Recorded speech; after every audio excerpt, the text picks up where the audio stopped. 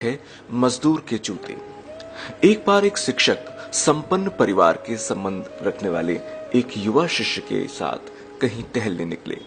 उन्होंने देखा कि रास्ते में पुराने हो चुके एक जोड़ी जूते उतरे पड़े हैं, जो संभवतः पास के खेत में काम कर रहे गरीब मजदूर के थे, जो अब अपना काम खत्म करके घर वापस जाने की तैयारी कर रहा था। शिष्य को मजाक सूझा।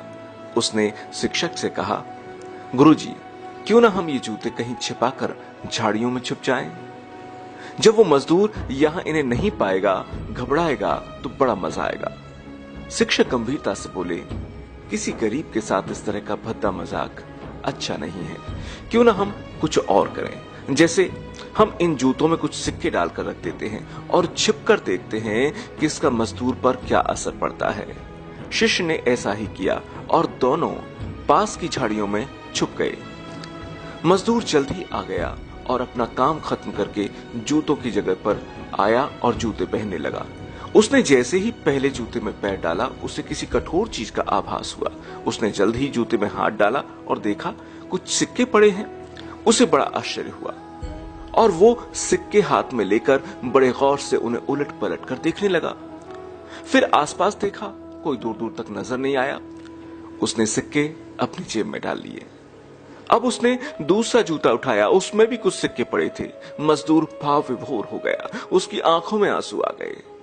उसने हाथ जोड़कर ऊपर देखते हुए कहा, हे प्रभु, समय पर प्राप्त इस सहायता के लिए उस अनजान सहायक का लाख लाख धन्यवाद। उसकी सहायता और दयालुता के कारण आज मेरी बीमार पत्नी को दवा और भूखे बच्चों को रोटी मिल जाएगी। मजदूर की बातें सुनकर शिष्य की आंखें डबडबा गईं। शिक्षक ने शिष्य से कहा, क्या तुम्हारी मजाक वाली बात की अपेक्षा जूते में सिक्का डालने से तुम्हें कम खुशी मिली है? शिष्य बोला, गुरुदेव, आपने आज मुझे पाठ सिखाया है, उसे मैं जिंदगी भर नहीं भूल पाऊंगा।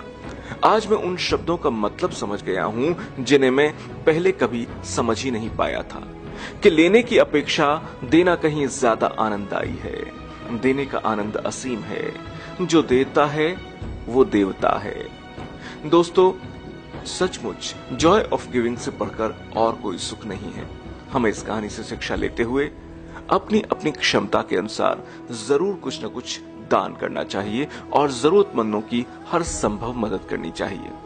अगर आपको ये हमारी कहानी अच्छी लगी हो तो अपने दोस्तों, परिजनों, बच्चों के साथ जरूर शेयर करें और अच्छीखबर.com पर पढ़ते रहें वह सब जो हमारी जिंदगी को देता है बेहतर रंग और ढंग। लगातार नया प्रेरणादायक कहानी